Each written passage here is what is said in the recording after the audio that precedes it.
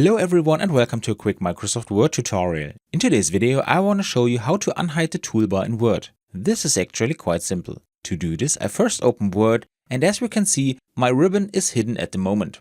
When I click on a tab the ribbon will open, but when I click again in my document the ribbon is gone. To unhide the toolbar you just have to click in any tab once and go to the small arrow down at the right. Here we click and see always show ribbon. And as soon as I click on this option, my toolbar will stay visible even if I click into my document. And that's all you need to know.